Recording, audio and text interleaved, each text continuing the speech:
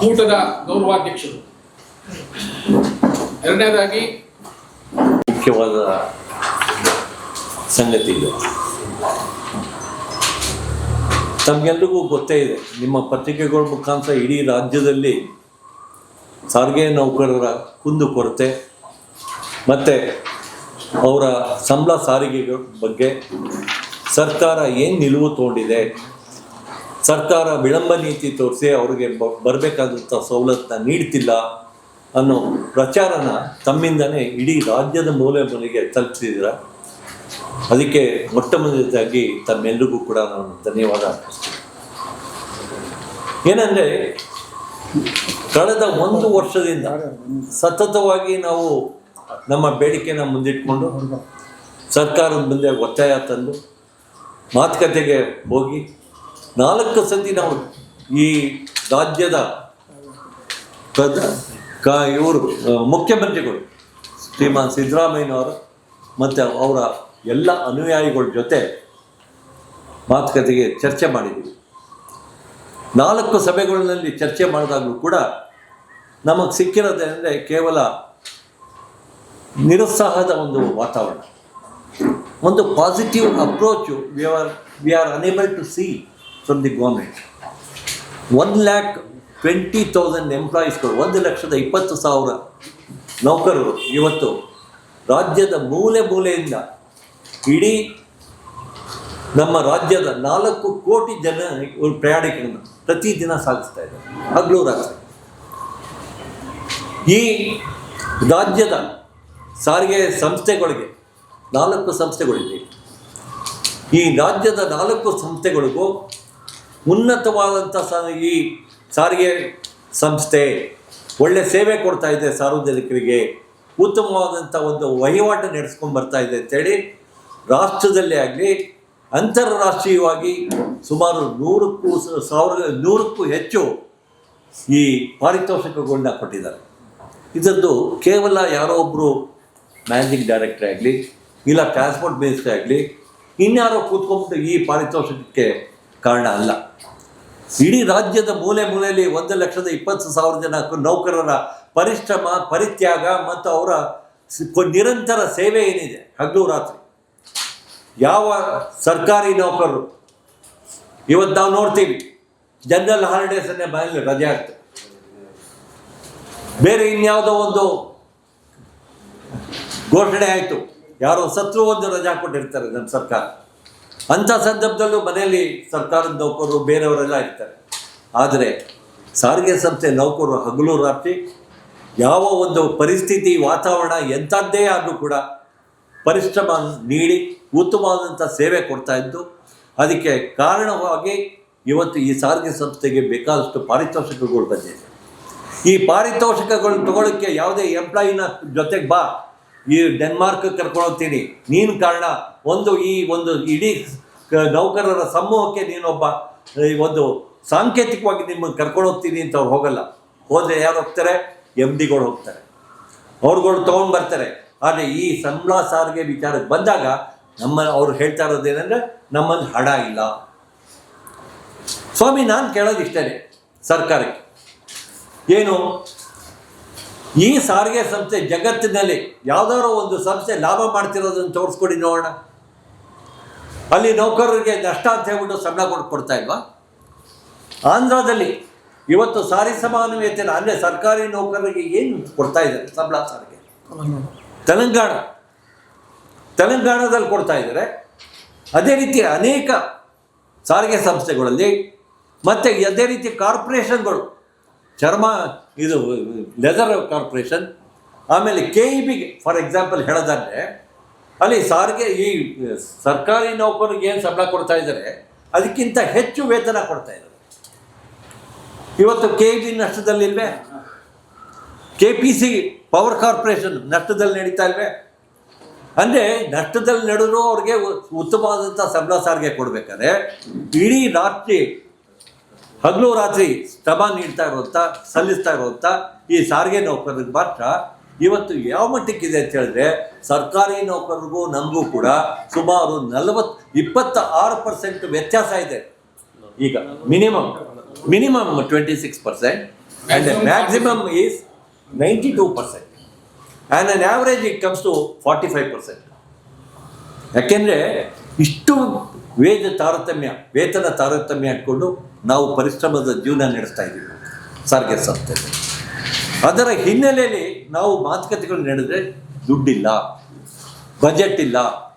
ಬಜೆಟಲ್ಲೂ ಏನೋ ನಮಗೆ ಕೊಡಬೇಕಾದಂಥ ಹಣ ಇವತ್ತು ಸರಿಯಾಗಿ ಕೊಡ್ತಾರೆ. ಮೊನ್ನೆ ಕೊಟ್ಟಿದ್ದಾರೆ ಬಜೆಟ್. ಏನು ಕೊಟ್ಟಿದ್ದಾರೆ? ಇನ್ನು 30% ಈ ಶಕ್ತಿ ಯೋಜನೆ ಇದೆ, ಆ 30% ಹಣ ಹಿಡ್ಕೊಂಡು ಕೊಟ್ಟಿದ್ದಾರೆ. It's not been complete. ಹೌದು, ಅದು ಏನು ಪಾಸು ಮತ್ತು ಇದು ಅನೇಕ ಸೋಷಿಯಲ್ ಆಬ್ಲಿಗೇಷನ್ಗೆ ಈ ಸಂಸ್ಥೆ ಖರ್ಚು ಮಾಡ್ತಾಯಿದೆ. ಆ ಹಣ ಕೊಡಬೇಕು ಅಂತ ಹೇಳಿದ್ರೆ ಮೀನಾಮೇಷ ಮಾಡಿ ಅದಕ್ಕೂ ಒಂಚೂರು ಕಡಿತ ಹಾಕಿ ಕೊಡೋದನ್ನು ಕೊಡ್ತಾರೆ. ಮತ್ತು ಡೀಸೆಲ್ ಒಂದು ಕಡೆ ಜಾಸ್ತಿ ಆಗ್ತಾಯಿದೆ, ಟೈರ್ ಬೆಲೆಗಳು ಜಾಸ್ತಿ ಆಗ್ತಾಯಿದೆ. ಇವೆಲ್ಲ ಮಾಡಿ ಇವತ್ತು ಸರ್ಕಾರ ಕಂಟ್ರೋಲ್ಡಾಗಿ KSRTC ಇಟ್ಕೊಂಡು ಪ್ರತಿ ವರ್ಷಕ್ಕೊಮ್ಮೆ ನಾವೇನು ಹೇಳಿದ್ವಿ, ಲೆವೆಲ್ ಪ್ಲೇ ಇರಲಿ. ಲೆವೆಲ್ ಪ್ಲೇ ಏನು, ಪ್ರತಿ ವರ್ಷಕ್ಕೊಮ್ಮೆ ನಾವು ನಮ್ಮ ಈ ಇದೇನಿದೆ ಇದು ಪ್ರಯಾಣ ದರ ಏನಿದೆ ಅದನ್ನು ವಿಮರ್ಶೆ ಮಾಡೋಕ್ಕೆ ಅವಕಾಶ ಕೊಡಿ. ಡೀಸೆಲ್ ಬೆಲೆ ಜಾಸ್ತಿ ಆಗುತ್ತೆ ನಮ್ಮದು, ಮತ್ತು ಇದರದ್ದು ಬೇರೆ ಟೈರು ಮತ್ತು ಸ್ಪೇರ್ ಪಾರ್ಟ್ಸು ಪ್ರತಿಯೊಂದು ಜಾಸ್ತಿ ಆಗುತ್ತೆ. ಚಾಸಿ ಬೆಲೆ ಜಾಸ್ತಿ ಆಗುತ್ತೆ. ಇವೆಲ್ಲ ಜಾಸ್ತಿ ಆದರೂ ಕೂಡ ಅದನ್ನು ನಿಭಾಯಿಸೋಕ್ಕೋಸ್ಕರ ನಮಗೆ ಈ ಪ್ರಯಾಣ ದರನ ವಿಮರ್ಶೆ ಮಾಡೋಕ್ಕೆ ಅವಕಾಶ ಮಾಡಿಕೊಡಿ ಅಂದರೆ ಅದಕ್ಕೆ ಕಂಟ್ರೋಲಲ್ಲಿ ಮಾಡ್ತಾರೆ. ಮತ್ತು ಯಾರಿಗೆ ಅಲ್ಲಿ ಕಣ್ಣು ಮುಚ್ಕೊಂಡ್ಬಿಟ್ಟು ಈ ಫ್ರೀ KSRTC ಫ್ರೀ ಕೊಡ್ತಾ ಇದ್ದಾರೆ. ಮತ್ತು ಇದಕ್ಕೆ ಸರಿಯಾದಂಥ ಏನು ಪರಿಹಾರನ ನಮಗೆ ಕೊಡ್ತಾ ಇದೆ. ಹೀಗೆ ಕೊಡದೇ ಇರುವ ಹಿನ್ನೆಲೆಯಲ್ಲಿ ಈ ಸಂಸ್ಥೆ ಇವತ್ತು ಲೆವೆಲ್ ಪ್ಲೇಗೆ ನಮಗೂ ಬಿಟ್ಬಿಟ್ರೆ, ಖಾಸಗಿಯವ್ರ ಜೊತೆ ನಾವು ಕೂಡ ಇವತ್ತು ನಿಭಾಯಿಸ್ಕೊಡ್ತೀವಿ ಅನ್ನೋದನ್ನು ಬಿಟ್ಬಿಟ್ರೆ ನಮಗೆ ನಾವು ಏನು ಮಾಡ್ಬೋದು, ಅದೇ ರೀತಿ ಪ್ರತಿ ಆ ವರ್ಷಕ್ಕೊಮ್ಮೆ ನಾವು ಇದನ್ನು ಪ್ರಯಾಣ ದರನ ವಿಮರ್ಶೆ ಮಾಡಿಕೊಂಡು ನಾವು ಅದಕ್ಕಾಗಿ ಲಾಭನೇ ನಡೆಸ್ಕೊಂಡು ಹೋಗ್ಬೋದು. ಅದಕ್ಕೆ ಅವಕಾಶ ಮಾಡಿಲ್ಲ. ನಮ್ಮ ಕೈ ಕಾಲುಗಳಿಗೆ ಸರಪಳಿಗಳನ್ನ ಹಾಕ್ಬಿಟ್ಟಿದ್ದಾರೆ. ಈ ಸರಪಳಿಗಳನ್ನ ಹಾಕಿರುವಂಥ ಸಂದರ್ಭದಲ್ಲಿ ಅನಿವಾರ್ಯವಾದಂಥ ಪರಿಸ್ಥಿತಿ ನಮಗೆ ಹೋರಾಟ ಬಂದಿದೆ. ಇವತ್ತು ಸಾರಿಗೆ ನೌಕರರು ಹೋರಾಟ ಇಲ್ಲದೆ ಬೇರೆ ಮಾರ್ಗ ಇಲ್ಲ ಅನ್ನೋ ಒಂದು ಪರಿಸ್ಥಿತಿನ ಮುಂದೆ ಇಟ್ಕೊಂಡು ಇಂದಿನ ಈ ಸಭೆಯಲ್ಲಿ ನಾವು ತೀರ್ಮಾನ ಮಾಡ್ಕೊಂಡು ಬಂದಿರೋದು ಏನಂತ ಹೇಳಿದ್ರೆ, ಈ ಸಂಸ್ಥೆಯಲ್ಲಿ ಭಾರಿ ಚಂದ್ರಶೇಖರ್ ಅವರು ಮತ್ತು ಇವರು ಇನ್ನು ಮಿಕ್ಕಿನ ವಿಚಾರಗಳು ಕೊಡ್ತಾರೆ. ಇವತ್ತು ಹೋರಾಟ ಅನಿವಾರ್ಯವಾಗಿದೆ. ಈ ಹೋರಾಟ ಅನಿವಾರ್ಯತೆ ಎಷ್ಟು ಮಟ್ಟಿಗೆ ಅಂತ ಹೇಳಿದ್ರೆ, ಇವತ್ತು ನಾವು ಈ KSRTC ನೌಕರರು ಜೀವನ ನಡೆಸಲಿಕ್ಕೆ ತೊಂದರೆ ಆಗಿದೆ. ನಮ್ಮ ವೇಜಸ್ಸು ಜೀವನಕ್ಕೆ ತೊಂದರೆ ಆಗಿರೋ ಕಾರಣದಿಂದ ಇವತ್ತು ಹೋರಾಟ ಅನಿವಾರ್ಯತೆ, ಅದ್ರ ಬಗ್ಗೆ ಮುಂದಿನ ವಿಚಾರನ ನಮ್ಮ ಚಂದ್ರಶೇಖರ್ ಅವರು ಹೇಳ್ತಾರೆ. ಸಂಬಂಧಪಟ್ಟಂಗೆ ಈಗ ಹೋರಾಟದ ನಿಲುವುಗಳ ಬಗ್ಗೆ ನಾವು ಮುಂದಿನ ಹೆಜ್ಜೆ ಇಡುವಂತ ವಿಚಾರಗಳು ಹೇಳ್ತಾ ಇದ್ದೀವಿ. ಈಗ ತಾವು ಈಗಾಗಲೇ ನೋಡಿರ್ಬೋದು, ಶಕ್ತಿ ಯೋಜನೆ ಬಂದಾಗ ನಮಗೆ ಬಸ್ಸುಗಳ ಕೊರತೆ ಇತ್ತು, ನೌಕರರ ಕೊರತೆ ಇತ್ತು. ಅಷ್ಟೂ ಕೊರತೆಗಳ ನಡುವೆನೂ ಸರ್ಕಾರಕ್ಕೆ ಹೆಚ್ಚು ಜನಪ್ರಿಯತೆಯನ್ನು ತಂದುಕೊಟ್ಟಂತ ಯೋಜನೆ ಯಾವ್ದಾದ್ರು 5 ಗ್ಯಾರಂಟಿಗಳಲ್ಲಿ ಪ್ರಮುಖವಾಗಿ ಏನಾದ್ರು ನೋಡಿದ್ರೆ ಅದು ಶಕ್ತಿ ಯೋಜನೆ ಮಾತ್ರನೇ. ನೇರವಾಗಿ ಪ್ರಯಾಣಿಕರನ್ನ ತಲುಪ್ತಾ ಇರೋದು, ಸಾರ್ವಜನಿಕರನ್ನ ತಲುಪ್ತಾ ಇರುವಂತ ಒಂದು ಯೋಜನೆಯನ್ನ ನಾವು ಕೊಟ್ಟಿದ್ದೀವಿ, ಅದನ್ನ ಯಶಸ್ವಿ ಮಾಡಿಕೊಟ್ಟಿದ್ದೀವಿ. ಆದರೆ ಸರ್ಕಾರ ತನ್ನ ಪ್ರಣಾಳಿಕೆಯಲ್ಲಿ ಸಾರಿಗೆ ನೌಕರರಿಗೂ ಸರ್ಕಾರಿ ನೌಕರರಿಗಿರುವ ಸರಿಸಮಾನ ವೇತನವನ್ನು ನೀಡ್ತೀವಿ, ಸೌಲಭ್ಯಗಳನ್ನ ನೀಡ್ತೀವಿ ಅಂತ ಏನು ಪ್ರಣಾಳಿಕೆ ಭರವಸೆ ಕೊಟ್ಟಿತ್ತು, 3 ವರ್ಷದಿಂದ ನಾವು ಅವರನ್ನ ಯಾವ ರೀತಿಯಲ್ಲಿ ಮನವರಿಕೆ ಮಾಡಬೇಕು, ಮನವೊಲಿಸ್ಕೋಬೇಕು, ಆ ಕೆಲಸಗಳೆಲ್ಲ ಮಾಡ್ಕೊಂಡ್ ಬಂದ್ವಿ. ಆದ್ರೆ ಸರ್ಕಾರ ಯಾಕೋ ನಾವು ಮನವೊಲಿಸಿದಷ್ಟು ಸಂಘಟನೆಗಳು ತುಂಬಾ ವೀಕ್ ಆಗಿದೆ. ಏನು ಆಗಲ್ಲ ಅನ್ನೋ ಮಟ್ಟದಲ್ಲಿ ನಮ್ಮ ಬೇಡಿಕೆಗಳು ಈಡೇರಿಸೋದ್ರ ಬಗ್ಗೆ ಯಾವುದೇ ಒಂದು ಕ್ರಮಗಳನ್ನ ಕೈಗೊಳ್ತಾ ಇಲ್ಲ. ಮತ್ತು ಮುಖ್ಯಮಂತ್ರಿಗಳು 4 ಮೀಟಿಂಗ್ಗಳು ಮಾಡಿದ್ರು ನಾವು ಆಶ್ವಾಸನೆ ಕೊಟ್ಟಿದ್ದೀವ, ನಾವು ಮಾಡಿದ್ದೀವ, ನೋಡೋಣ ಮಾಡೋಣ ಎಂಬ ಒಂದು ರೀತಿಯ ಉದಾಸೀನತೆಯಲ್ಲಿ ನಮ್ಮನ್ನ ಕಾರ್ಯಕ್ರಮದ ನೀತಿಯಲ್ಲಿ ಕರೀತಾ ಇದ್ದಾರೆ. ಇದು ನಿಜಕ್ಕೂ 1,16,000 ನೌಕರರಿಗೆ ಭಾರಿ ನಿರಾಸೆ ಆಗಿದೆ. ಈಗಾಗಲೇ ಬೆಲೆ ಏರಿಕೆಗಳು ಗಗನಕ್ಕೇರಿದ್ದಾವೆ. ಈ ಬೆಲೆ ಏರಿಕೆಗಳಲ್ಲಿ 40% ಅಷ್ಟು ಕಡಿಮೆ ವೇತನದಲ್ಲಿ ನಾವು ಜೀವನ ಮಾಡಬೇಕು, ಹಗಲಿರುಳು ದುಡಿಬೇಕು. ಪ್ರಯಾಣಿಕರಿಂದ ಬೈಗಳ ಹೊಡೆತಗಳು ಎಲ್ಲ ತಿನ್ಸ್ಕೊಂಡು ಪೊಲೀಸ್ ಸ್ಟೇಷನ್ ಸುತ್ತೋದ್ರೂ ನಮಗೆ ನ್ಯಾಯ ಸಿಗ್ತಾ ಇಲ್ಲ. ಸೊ ನಾವು ಇಷ್ಟು ವರ್ಷಗಳಿಂದ ಕಾದು ಸಾಕಾಗಿದೆ. ಇನ್ನ ನಾವು ಹೋರಾಟದ ಅನಿವಾರ್ಯತೆ ಇರೋದು ನಮ್ಗೆ ಮನಗಂಡಿದ್ದೀವಿ. ಈಗ ಮುಷ್ಕರ ಅಂತ ಮಾಡೋಣ ಅಂತ ಹೋದ್ರೆ, ಮುಷ್ಕರ ಅಂತ ಬಂದಿದ ತಕ್ಷಣನೇ ನಾವು 14 ದಿನ ಮೊದಲೇ ಲೇಬರ್ ಕಮಿಷನರ್ಗೆ ನಾವು ನೋಟಿಸ್ ನ ಕೊಡ್ಬೇಕು. ಆ ನೋಟಿಸ್ ಕೊಟ್ಟಿದ ತಕ್ಷಣ ಸಂಧಾನ ಸಭೆ ಶುರು ಆಗುತ್ತೆ. ಸಂಧಾನ ಸಭೆ ಶುರು ಆಗಿದ ತಕ್ಷಣ ನಾವು ಯಾವುದೇ ಮುಷ್ಕರವನ್ನ ಮಾಡಕ್ ಬರಲ್ಲ. ಮಾಡಿದ್ರೇನು ಕಾನೂನು ಬಾಹಿರ ಮುಷ್ಕರ ಅಂತ ಹೇಳ್ತಾರೆ. ಮತ್ತೆ ನಮ್ಮ ನೌಕರರಿಗೆ ವಜಾ, ವರ್ಗಾವಣೆ, ಅಮಾನತಿನ ಪನಿಷ್ಮೆಂಟ್ಗಳು ಬೇರೆ. ಇದನ್ನೆಲ್ಲ ಮನಗೊಂಡು ನಾವು ಇನ್ನು ಮುಂದಕ್ಕೆ ಮತ್ತು ಅದಕ್ಕೂ ಮೀರಿ ಏನಾದ್ರೂ ಮುಷ್ಕರಗಳಾದ್ರೆ ನ್ಯಾಯಾಲಯಗಳ ಮಧ್ಯಪ್ರವೇಶ ಮಾಡ್ತವೆ. ನ್ಯಾಯಾಲಯಗಳ ಹತ್ರ ನಾವು ಕೇಳ್ಕೊಳ್ಳೋದು ಒಂದೇ, ನೀವು ನಮಗೆ ತಡೆಯಾಜ್ಞೆ ಕೊಡ್ತಾ ಇದ್ದೀರಾ ಸರಿ, ಆದ್ರೆ ನಮ್ಮ ಬೇಡಿಕೆಗಳು ಈಡೇರಿಸ್ಕೊಳ್ಳೋದಕ್ಕೂ ನಮ್ಗೆ ದಾರಿ ಮಾಡ್ಕೊಟ್ಟು ತೋರಿಸಿದ್ರೆ ನಮ್ಗೆ ಒಳ್ಳೇದು. ಈ ಮಾತುಕತೆಯಲ್ಲಿ 3 ವರ್ಷ ಆಗೋಯ್ತು, ಮಾತುಕತೆಯಿಂದ ನಮ್ಗೆ ಏನು ಆಗ್ತಾ ಇಲ್ಲ. ಸೊ ನಮ್ಗೆ ಬೇರೆ ವಿಧಿ ಇಲ್ಲದೆ ಮುಷ್ಕರಕ್ಕೆ ನಾವು ಮುಂದಿನ ದಿನಗಳಲ್ಲಿ ಯೋಚನೆ ಮಾಡಬಹುದು.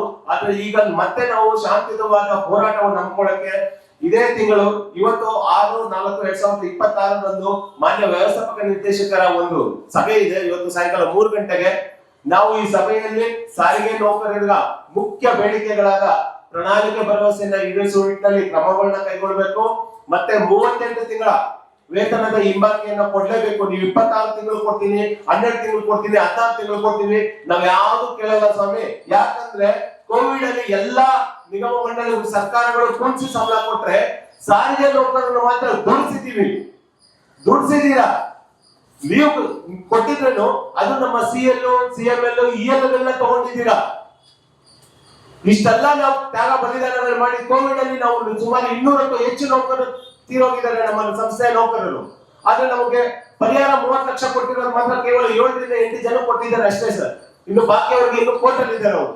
ಇಷ್ಟೆಲ್ಲ ನಾವು ಕಷ್ಟಪಟ್ಟು ದುಡ್ದವ್ರಿಗೆ ನಾವು ನಿಮಗೆ ಕೋವಿಡ್ ಕಾರಣದಿಂದ 26 ತಿಂಗಳು ಕೊಡ್ತೀವಿ, 38 ತಿಂಗಳು ಕೊಡಕ್ಕಾಗಲ್ಲ ಅನ್ನೋದು ನಿಜಕ್ಕೂ ಇದು ಅನ್ಯಾಯ. ನಾವು ಒಪ್ಕೊಳ್ಳೋದಿಲ್ಲ. 38 ತಿಂಗಳ ವೇತನದ ಹಿಂಬಾಕಿ ಕೊಡ್ಲೇಬೇಕು. ಮತ್ತೆ 18/2/2026 ಏನೋ ಸರ್ಕಾರ ಒಂದು ಆದೇಶ ಹೊರಡಿಸಿದೆ, 26 ತಿಂಗಳು ಕೊಡ್ತೀವಿ. ಮತ್ತೆ 1/4/2025 ನಿಮಗೆ ವೇತನವನ್ನ ಪರಿಷ್ಕರಣೆ ಮಾಡ್ತೀವಿ ಅಂತ 15 ತಿಂಗಳು ನಮ್ಮ ನೌಕರರ ಸರ್ವಿಸ್ ಹೊರಟೋಗುತ್ತೆ ಸರ್. ಸೊ ನಾವ್ ಯಾವುದೇ ಕಾರಣಕ್ಕೂ ನಾವು ಒಪ್ಕೊಳ್ಳಲ್ಲ. ನಮ್ಮ ವೇತನದ ಹೆಚ್ಚಳ ಅಂತ ವಿಚಾರ ಬಂದಾಗ 1/1/2024 ಆಗ್ಬೇಕು. ಅದು ಸರ್ಕಾರ ಕೊಟ್ಟ ಪ್ರಣಾಳಿಕೆ ಭರವಸೆಯಿಂದ ಸರಿಸಮಾನ ವೇತನವನ್ನೇ ಕೊಡ್ಬೇಕು ಅಂತ ಒತ್ತಾಯಿಸುತ್ತಾ, ಮತ್ತೆ 30 ವರ್ಷದಿಂದ ಸಾರಿಗೆ ಸಂಸ್ಥೆಗಳಿಗೆ ಚುನಾವಣೆಗಳೇ ಆಗ್ತೀರಾ ಈ 16 ಸಂಘಟನೆಗಳನ್ನ ಕಟ್ಕೊಂಡು ನೀವು ಮಾತಾಡಿ ಅನ್ಕೊಂಡು ಸುಮ್ಮನೆ ಕಾಲ ಹರಣ ಆಗ್ತಾ ಇದೆ, ಕಾಲ ವಿಳಂಬ ಆಗ್ತಾ ಇದೆ. ಕಾಲವನ್ನು ದೂಡುವಂತ ಕೆಲಸಗಳನ್ನ ಸಂಸ್ಥೆ ಮತ್ತೆ ಸರ್ಕಾರಗಳು ಮಾಡಬಾರ್ದು. ನೀವು ಅವತ್ತು ಯಾವುದೇ ಸಂಘಟನೆಯನ್ನ ನೋಡಿ ನೀವು ಪ್ರಣಾಳಿಕೆ ಭರವಸೆ ಕೊಟ್ಟಿಲ್ಲ ಸ್ವಾಮಿ. ಮಾನ್ಯ ಮುಖ್ಯಮಂತ್ರಿಗಳ ಹತ್ರ ನಾವೇ ಮಾತಾಡಿದ್ದೀವಿ.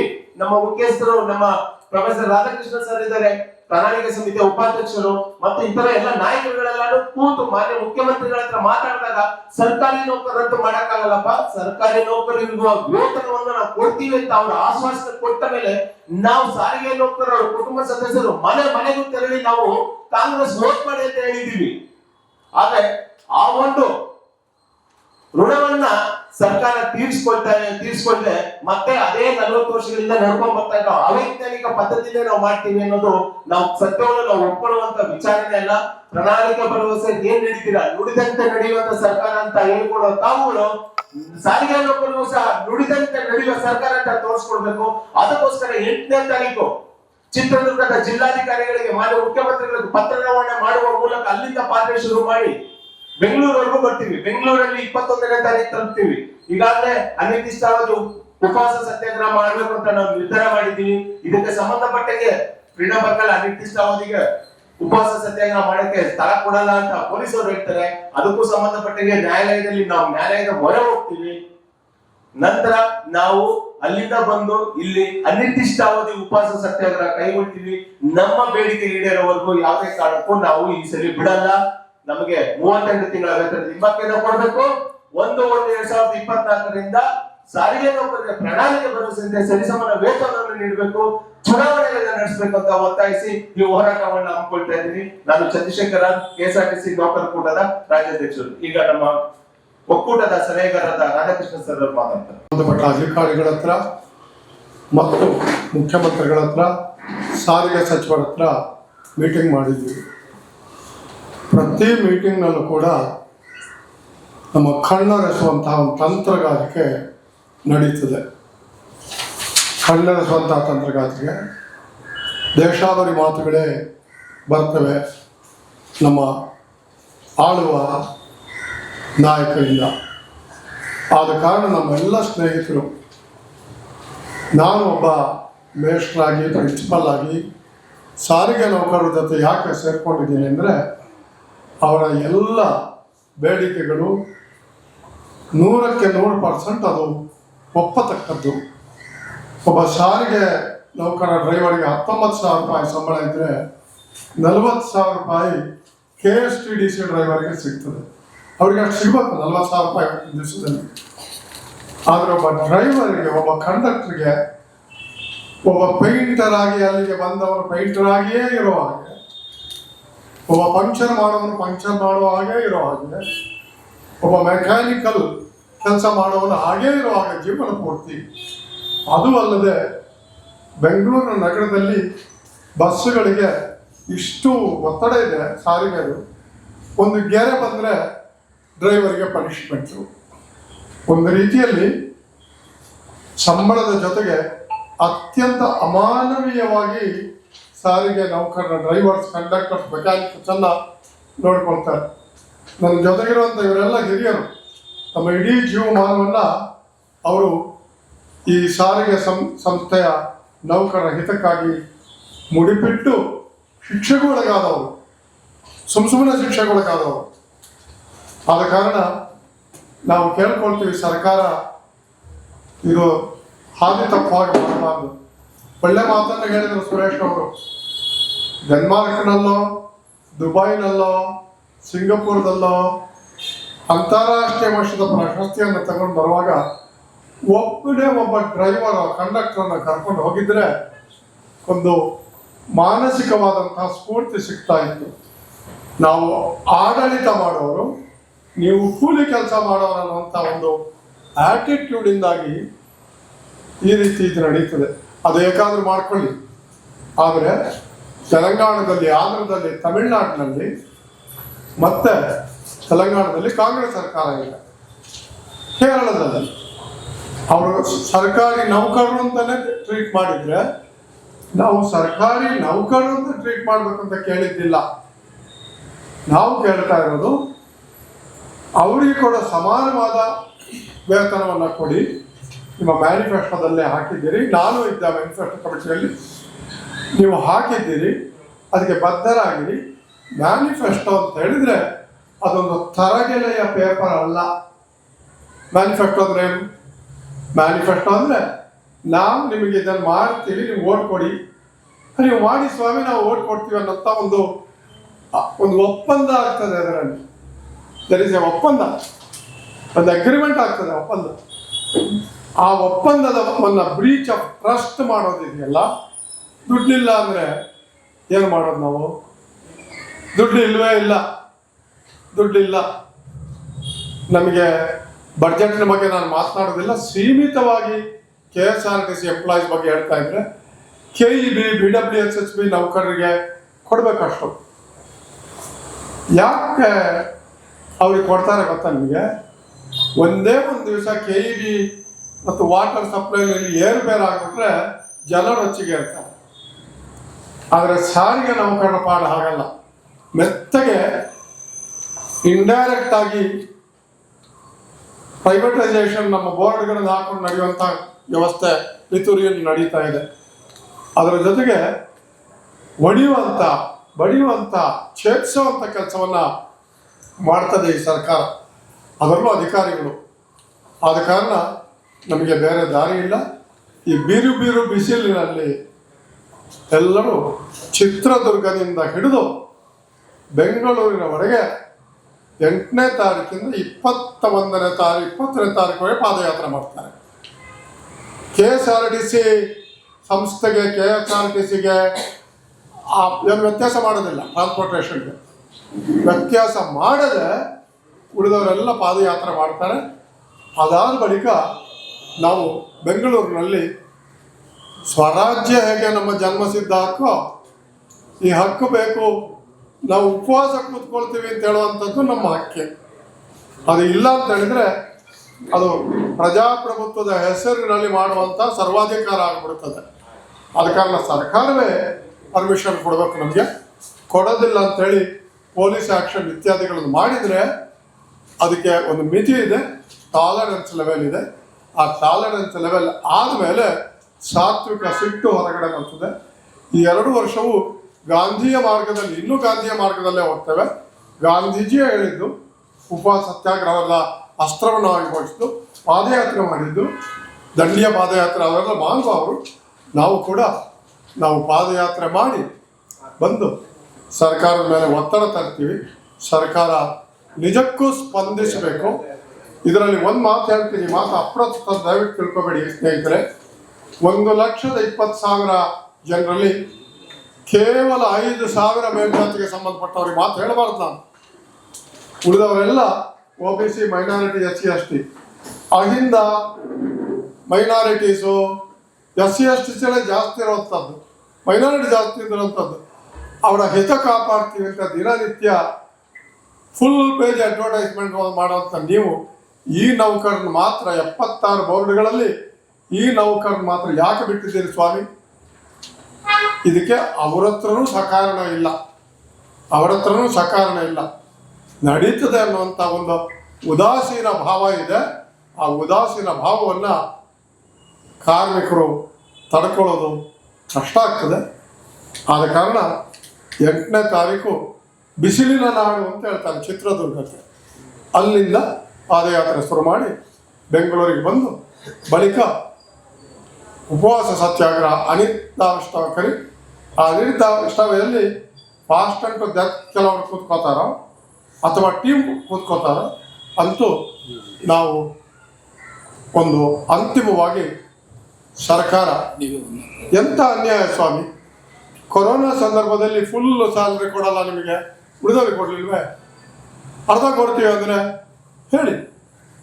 ಈ ಡ್ರೈವರ್ಸ್ ಕಂಡಕ್ಟರ್ಸ್ ಏನು ಮಾಡಬೇಕು? ಏನು ಅಪರಾಧ ಮಾಡಿದ್ದಾರೆ ಇವರು?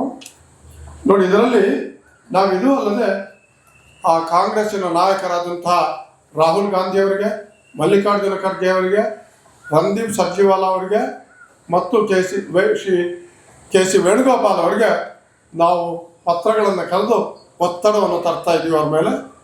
You shall interfere because you have promise to do this, you shall keep up your promise ಅಂತ ಅವರಿಗೊಂದು ಮಾತನ್ನು ಕೂಡ ಹೇಳ್ತೀವಿ. ನಮಸ್ಕಾರ. ಧನ್ಯವಾದ.